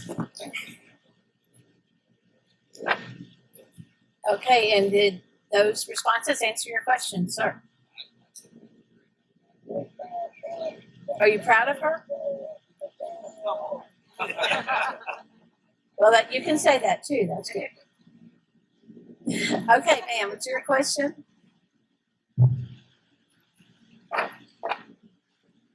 Hi, Nicole McBride. I'm married to that bald one. Not this ball. Sorry, look at the bald one without. So I have a question about. It's kind of a two-part question. How does each one of you feel about having a portal where everyone can see what's happening, and how do you feel about including the full financials in that portal so we can see where our money is going and what's being forecasted, the full transparency, because we've always lived in a community with an HOA and we've always had access to full financials. And this is the first time I've ever lived in a community where I can't see the budget, a P&L, the monthly spending, and also who is responsible for doing our monthly bills. Like, I know that for me, I do a monthly bills and I know where our money is going. So how do you feel, long story short, how do you feel about the portal? How do you feel about letting us see the financials, full financials, not what you want to allow to see, full financials? Okay, and first is Steve. You get to go first again. Good question. Again, I've talked to some of the board members, and I said, why is it I go to church and I donate money to a church, and at the end of every month here's how much money we brought in, here's how much money we spend. Every month I can see what we collected, what we spent, what groups we spent it in. So 100%. Yes, as long as the portal has a service request system, and to me why that's important is, for instance, just the guys that are driving the cars around and checking stuff. I'm sure they're checking stuff, but is there a record of what they're checking? Again, for liability reasons, right? I also like a service request system because we can tie that into our outsourced labor. We can track costs there. We can track materials. We can get as involved as you want, or you can use it as light as you want. But love a portal. I believe in open books. I do millions, and I'm not exaggerating, millions and millions of dollars worth of contracts. I have builders, and we are open books. They come to me. We lay our books open every single month, every single draw, and so I'm open books. You should know where every penny of your money is. Mr. DeForest?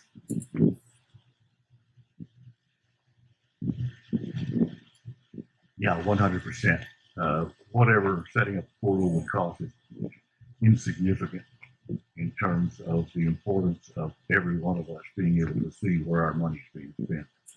I'm 100% in favor of that. And I think that when we were talking about trust earlier, that something like that would build trust. And about that, if you want to have trust, you have to be trustworthy. And so the job of this board is becoming trustworthy.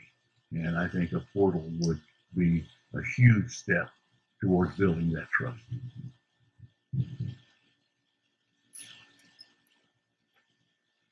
Yeah, my sense of your question is about openness. Homeowners being able to see the operations of the HOA and the particular financials, because we feed that, right? It's our money. I would say yes, I'm in favor of that, but with a caveat.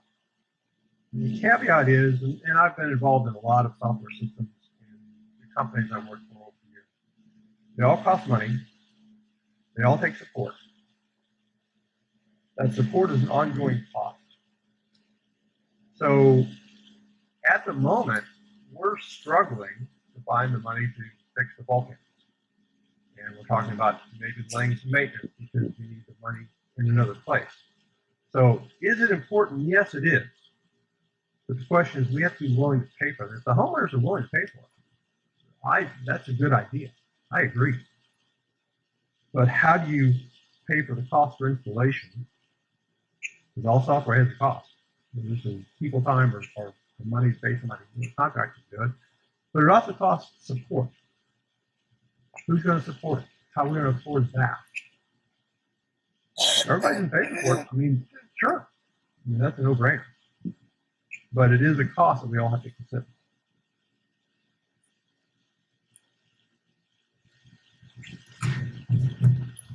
Yes, to a portal. I think it's important. And I do think it would build a lot of trust in the community, and having the work order tracking where you can see, I put in a ticket and no one's come to talk to me in 2 weeks, log on, okay, they're fixing someone's driveway that collapsed, my painting can wait. Like that, I think having that kind of visibility is important. Full financials, again, transparency, super important, obviously not individual employee salaries or anything that's sensitive in that nature.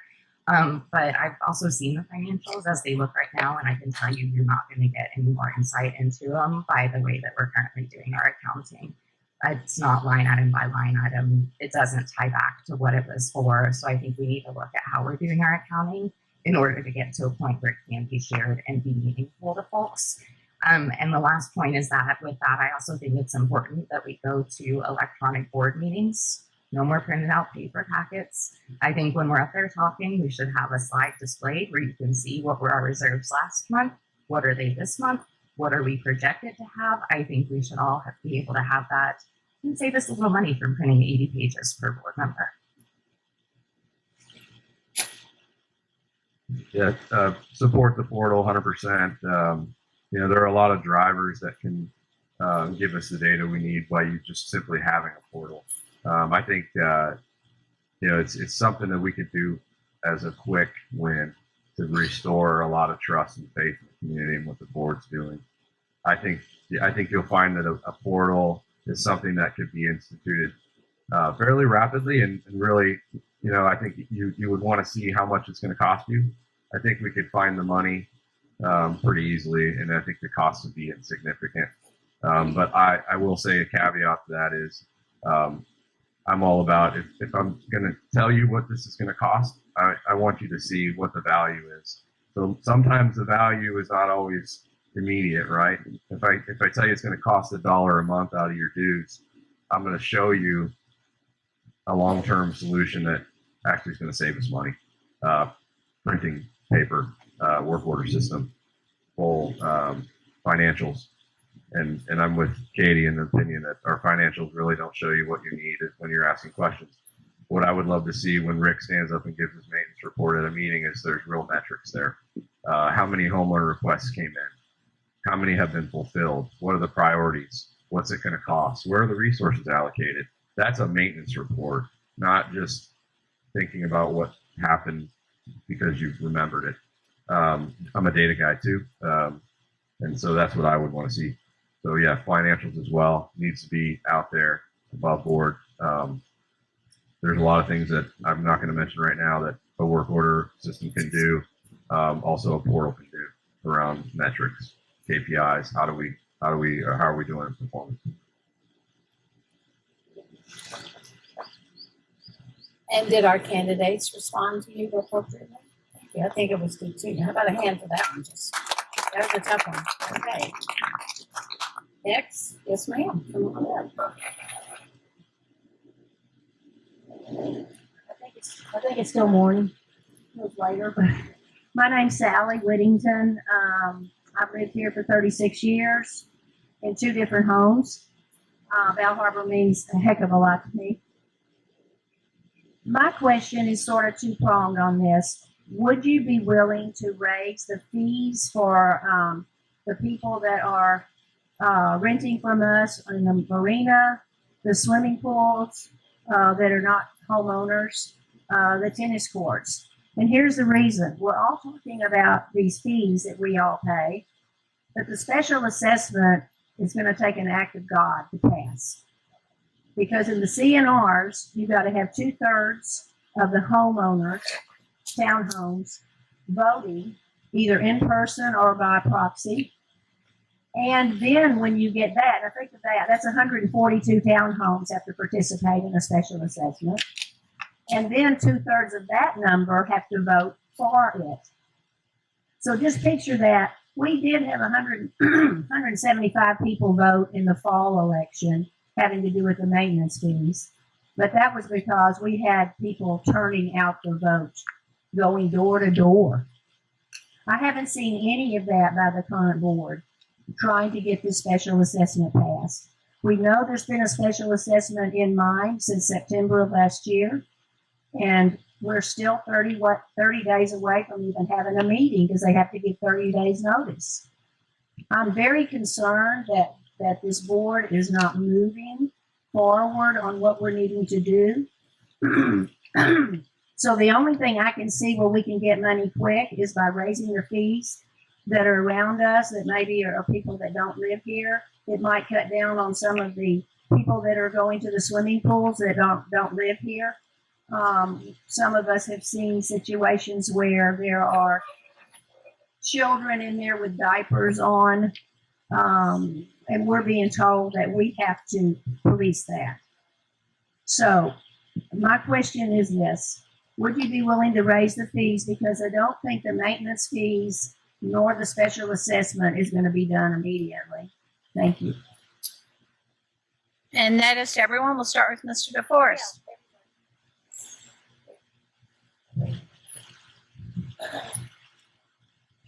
Thank you. That's kind of thinking outside the box. I like it. I don't know how many residents that we have, how many homes that we have that are rental as opposed to permanent ownership. I'd have to look into that. I don't know if the number is big enough to make an impact. I know that I'm fairly active in the Nassau Bay City Council, and I know that one of the things that they did was they instituted a fee, a separate fee for short-term rentals. Bed and breakfast, not the bed and breakfast, but the so they instituted a fee for that, and they identified those people that were renting out short-term rentals, and I don't remember what it was, but it was significant. They had to pay a fee in order to do short-term. I don't know if we could do anything like that on rental property, where we can. I don't know what the legalities of that are. We'd have to look into it. I'm certainly willing to look into that to see if we could raise the assessment for those people who rent out. So maybe that's an answer. If that answers your question. We're going to come back and make sure that addressed your question. No. You're talking about We'll memberships, right? Not rentals, but memberships, like a boat rental, pool rental, tennis rental. Facility. Yeah. Okay. I'll let you address that because that was her specific question, not short-term rentals. But go ahead, sir. We'll go. Okay. I'll step in. That's a good question. And I mean, we're in a condition we have to find a revenue source wherever we can. So, I mean, without question, those need to be looked at. I mentioned consequential metrics earlier. So we have a certain number of people that rent splits out here. Again, because I've been in recent board meetings, one of the discussions is our marina is not as desirable as some of the others around here for a variety of reasons. Okay, so we have people that rent here. If you raise the fees, what they're going to do to the number of people that decide that this is a good place because of the cost rather than across the lake where they have, floating dock or deeper water access or whatever it is. So yes, looking at those things, that needs to be done.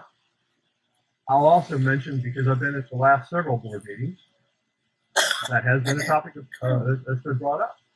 And so I haven't been one to look at it, but I can report that it has been discussed in those board meetings, and it was something that has been looked at by some of the board members. Did they come to the right conclusions?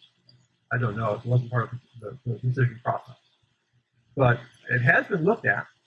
It needs to be looked at continuously. I mean, we have a hurricane come through and it takes out half a dozen marinas on the south side of the lake or down to the other end of the lake. Our marina becomes a bit more valuable. So, taking advantage of opportunities like that. The people that use the pool. I don't use the pool much. I know my wife does. I know Jeffrey does. I've not seen little kids in here in diapers. I don't think we should have little kids in here in diapers. How do we police that though? I mean, do we hire somebody to do that? Do we hire a lifeguard? That costs us money. So, I mean, it goes back to that cost benefit question. If I'm in here and I see a kid in a diaper in a pool, I'm likely to say something about it. I don't mind doing that. Do we want to pay for a lifeguard to do that? It costs. We just have to figure out, do we have the money for it? Are we willing to spend that money to do that? That's my big concern about it. But certainly fees, I mean, again, we raised a bunch of fees earlier this year. So is it enough to solve our problems now? No, it helps. Every little bit helps. But we need to find more solutions than just that. But it's a good question.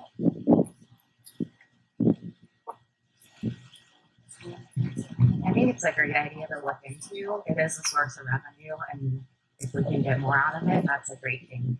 I've also previously asked what kind of advertising we do, and was told that there is no effective advertising because no one's going to want our marina. Let's be honest, y'all. There's a wait list for the Nassau Bay Yacht Club. Why do we not have flyers over there saying we've got slips? Y'all are waiting for it here. There's clearly other Facebook pages. Why aren't we advertising on those that we have a marina? And I know she's not pretty, but she's cheap. And people should want her. Yeah, I would say, yeah, definitely need to look at every source of revenue. In fact, just thinking back, just previously with discussions I've had, our tennis membership, I think there's 14 people. Our marina, look at it, it's barely full, or not even close to full, mostly empty.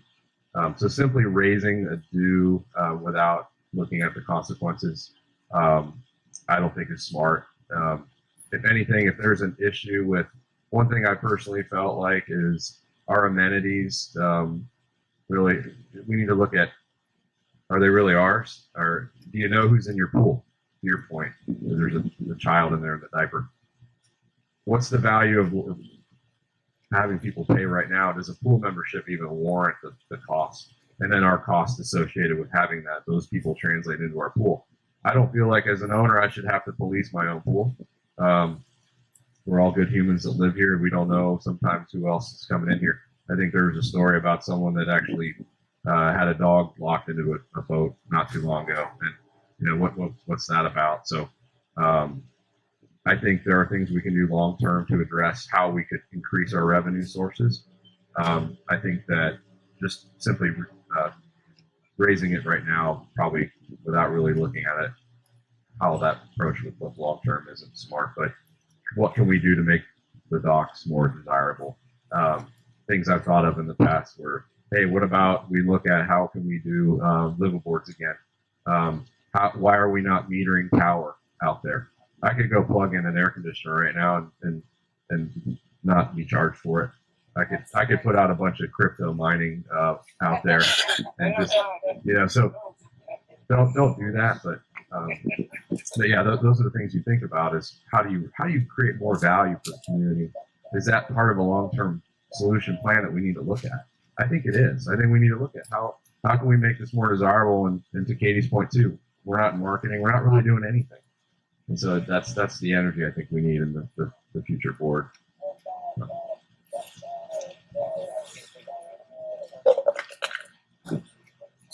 Steve Woods again. That's why we have liability insurance out there. Yeah, I think you have to look at what raising the rates would do. But like we've all said, there's lots of empty spaces. And maybe we've legislated our way around having so few spaces. I have not really looked into the marina as much as I probably would have liked to. But yeah, we allowed floating docks. I have a friend who has a house in Lake Livingston. He rents a boat slip there. He didn't want his boat sitting on the water. He bought his own lift. They allowed him to put it in, had electricity to raise and lower it. When he sold his boat, he got to sell his boat lift. Like it was his, he put out the capital. So I think there's some options we should offer and try to do to get more of the boat slips. It's an asset that we could utilize more. Not going to solve our short-term problem, but could definitely help in the long term. The clubhouse for the tennis. That's an asset sitting there that I told my wife I could lease that in a couple of months. I could lease that to a business who needed a place. Should we have it sitting there reserved for 14 tennis members? I don't think so. If we don't want to use it for that, then let's have our card games over there, you know? So anyway, I think if this was my business, I would look at every single thing. And as a board member, that's what I will do, right? You have to have, listen, man, everybody's a consultant. You know what a consultant does? A consultant tells you what you should do. We don't need consultants. We need doers, you know? And maybe husbands and wives as doers. So anyway, that's good. Hopefully I'll get one more question. Okay. And that question was answered okay? You're all right? Okay, do you want Mr. DeForest to follow up also? Do you want to follow up? I just what you had to say. It's just another thought of getting money. The reason I'm concerned, and I bring this up again, is we may not have access to all this income we're talking about. There are rules in our CNRs that say the only amount they can raise maintenance fees every year is based on the COLI of Houston, October of every year. So that's why the fees only went up to $463, because there was a given amount that they could raise them. That's going to be true for every year. And the special assessments, unless there are people passing out flyers to everybody here weekly, we'll be lucky to get 142 people. So we've got to look at this community as, what if we don't have any more income? What are we going to do? And that's just a statement to everybody there. We may not have the money that we're talking about today. It takes the homeowners to vote on it. And out of 237 townhomes, this is a good turnout, but for 237 townhomes, that's the participation we have. Very good comment. Thank you. Okay, I'm going to come back to you. She's first.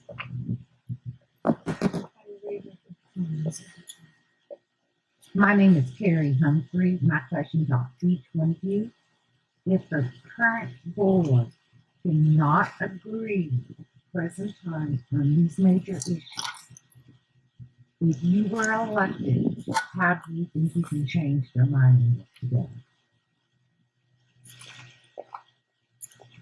Okay, let's think about that one a minute. And first, this time, is that Dwayne? Help me here. Who would be first? Let's count. I'm picking Dwayne. I'll go first.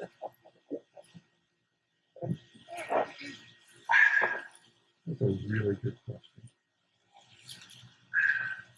So, for a board to function, you don't have to have unanimous consent.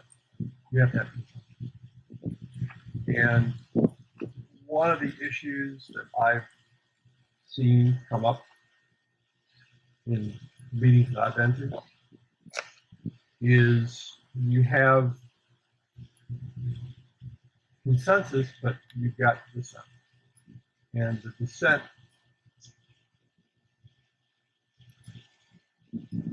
tends to paralyze everything. So how do you convince somebody that it's okay for them to have an opinion that differs from, I use the word majority, whatever term you want to use for that. That's a difficult thing. But as a board member, I mean, I'm allowed to have opinions. My opinions don't have to be the same as any of these guys or any of the people that are on the board now. But I also have to recognize that we have to function. And particularly when we get into situations like we are now, when we have some emergencies that have to be addressed, the board has to respond. We've got to make decisions and move forward. Arguing doesn't move anything forward. So I wish I could answer your question solidly. The only thing I can tell you is if a person has an opinion they're married to, that's okay. But convincing them that a decision that doesn't match their opinion, if that's the board's decision, then the board has to move forward with that decision. I mean, I don't have to like it, but I have to live with what the majority of the board decides is the right thing. We have to present it to the homeowners. The homeowners won't like it either in some cases. Some people will, some people won't. So then you have forums like this, where we have communications about what we think. Okay? But again, it goes back to the communications aspect. That's a difficult thing. I mean, you're trying to change somebody's opinion, and if they're married to it, that's a hard thing to do. Ask any of us that are married. It's hard to change our significant other's opinion sometimes, right? But it's communicating the best needs of the community is the key in my mind. Keeping the community and the community's needs forefront and having conversations around what the community needs and why we need to move forward. And then we reach consensus. I don't have to necessarily always agree. Thank you.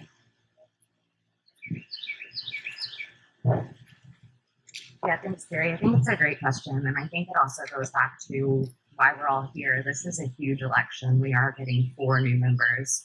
And so as you're voting, I would just encourage everyone to think, who's going to treat this and run this like a business? We bring in $1.2 million a year. We need people that are business minded, that are going to do the right thing. It's not a social club.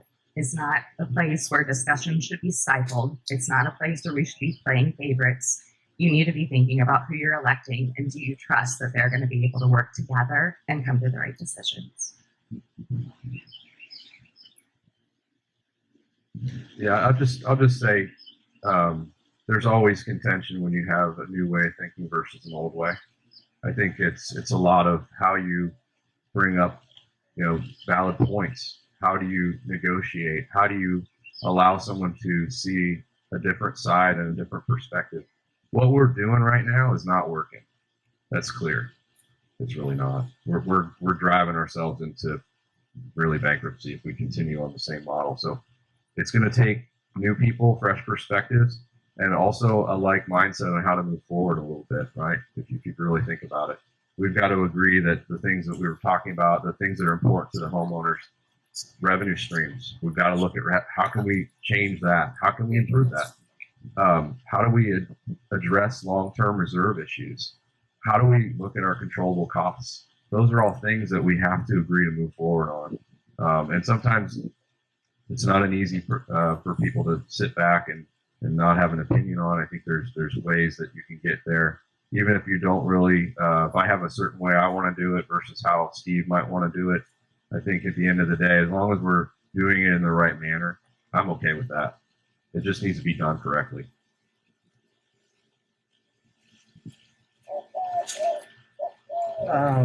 It's almost 11. So are we going to have a closing statement or? I am after you. Okay, cool. Just check it. I mean, obviously this is a complex question, but ultimately we have a vote, right? There's a vote. We may not ever have consensus. There may be things I don't agree with. But I should be able to bring to the table a logical, if I have a different opinion than 8 people, I should be able to come with a logical argument as to why. Like, here's my thought processes. Here's what I'm thinking. And I like matrix behind it, right? Here's financially how that's going to work, or here how this is going to happen. I should be able to make the case. And if I can't convince 8 other jurors, then maybe I'm wrong. Might be right, but maybe I'm wrong. Ultimately, you get to vote. That's the thing.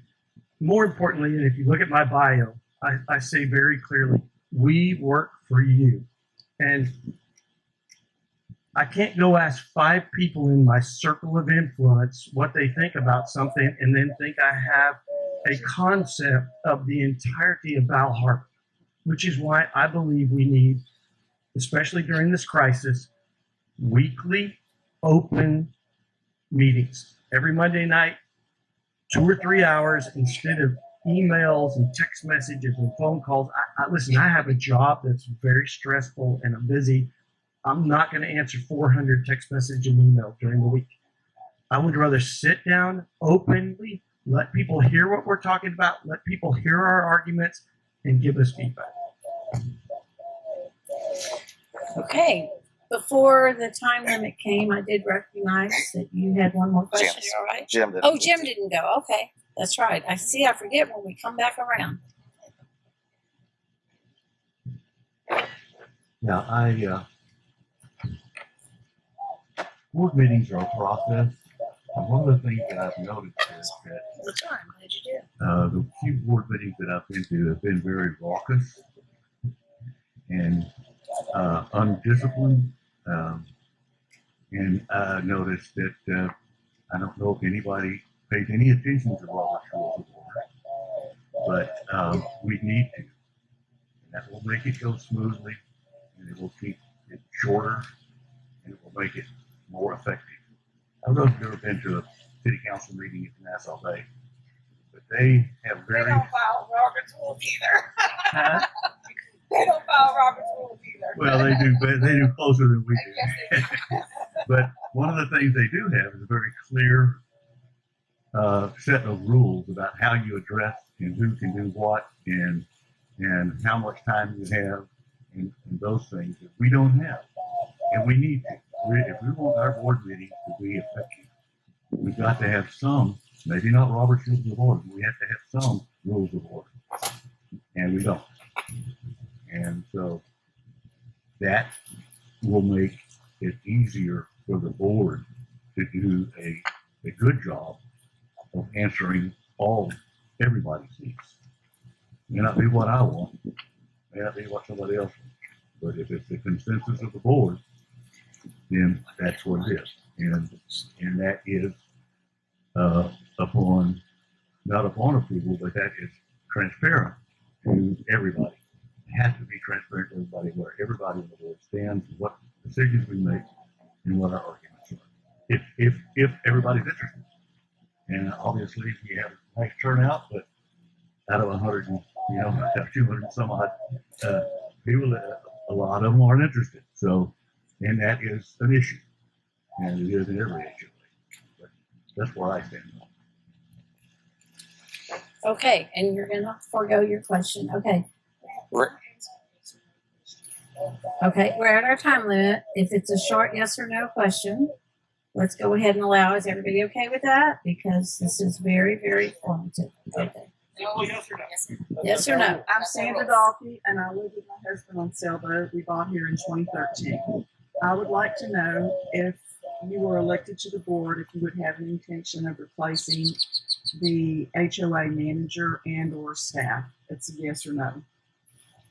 Okay. I think that starts with Katie. Jeff? No. That was an easy question to allow. Okay. Is it a yes or no? No. Okay. Our time is up, but you know what? Every one of these guys will be hanging around when we finish, and I'm sure you'll get to ask them directly. I just want to make a motion. Jack Thomas, If you'll come up to the microphone so that we all can hear. Is it a 1 minute statement? Yes. Okay. Jack Thomas, Starboard Drive, there was a letter put out anonymously criticizing the board. And unfortunately, I didn't get a copy of it, but it was anonymous. And somebody that doesn't have the courage to sign a letter that they're criticizing the board, I think is a coward.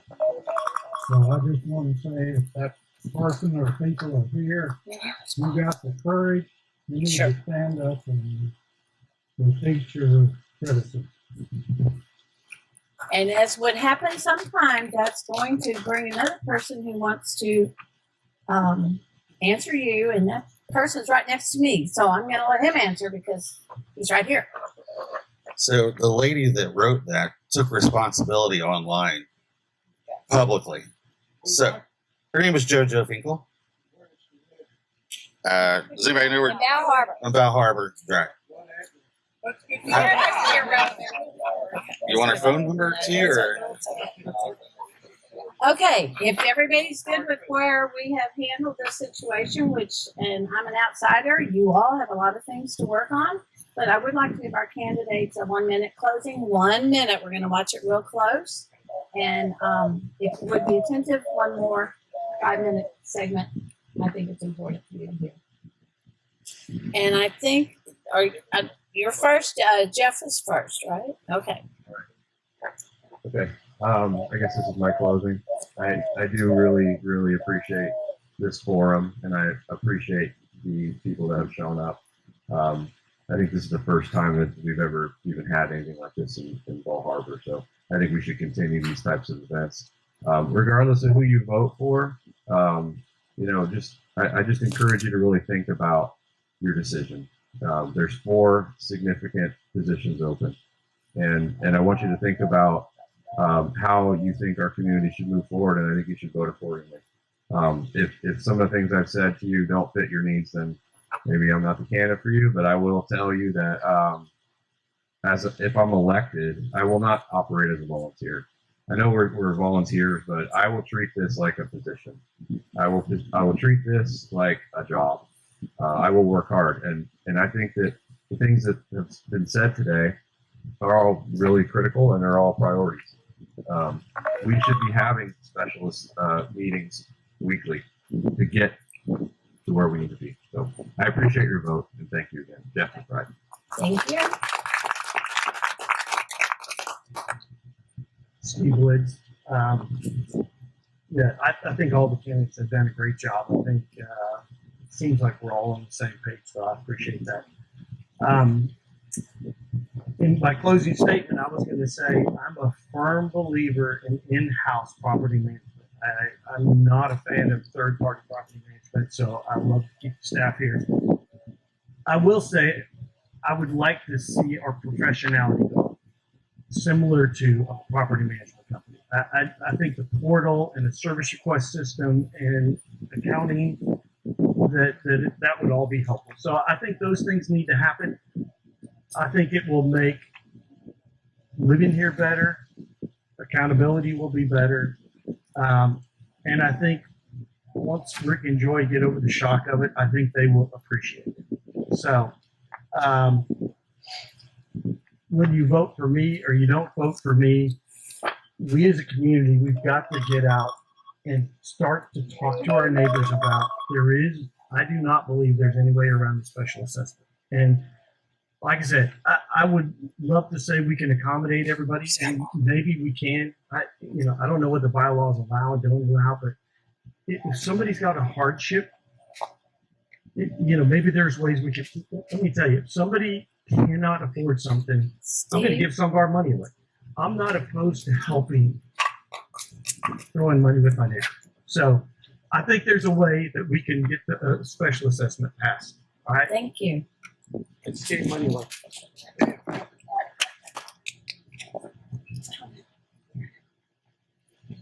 First of all, thank you all for coming and doing this. As somebody else said, I don't think we've ever done this before. I think it's a very valuable process. I think every one of us sitting up here brings something valuable, would bring something valuable to this board. It's your job to have listened to us and decide who you think would best serve your interests. And that's what your job. I will say that I'm not here begging for your vote. I am would be happy to serve on the board. I would like to serve on the board. I think that can bring some value to the board. But ultimately, that's up to you guys. If it's what we said today, who you think best represents your I'll keep it really brief because all these guys had lots of good stuff to say. I just want to say thank you all. There was a lot of good questions, a lot of tough questions, a lot of things to think about. If we're going to serve on the board, if we're going to serve you, these are all topics that we have to really consider, understand how we're going to address them. So I appreciate all your time. Thank you very much.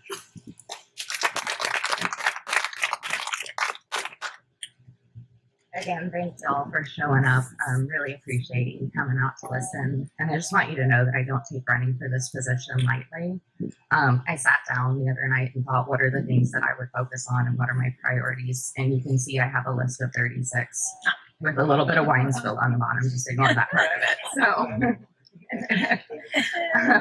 but I don't. I've put a lot of thought into this about what I would try and do and what I would hope to bring. And I just appreciate y'all's consideration. Is that it? Okay. Well, I would like to thank all of you for being such an attentive, informative, and active audience with these candidates. And I appreciate the fact that you all want to serve your community. And I think that your best interest at heart is to serve all of these people in Bal Harbour, which has its. Thank you very much. I want to remind everybody that voting is May 6th. Do I have that correct? It's the first Monday in May. That's still a lot of time to talk to your neighbors. I love his statement, come see me on the deck. I haven't heard that one before, but I like that one. So I hope you do all continue to talk together, become educated and learn, and remember to vote. So if you didn't add them up. Okay, and if each one of you talk to 11 people, you've reached everybody. All right, thank you all. And the candidates, you will hang around for that personal question.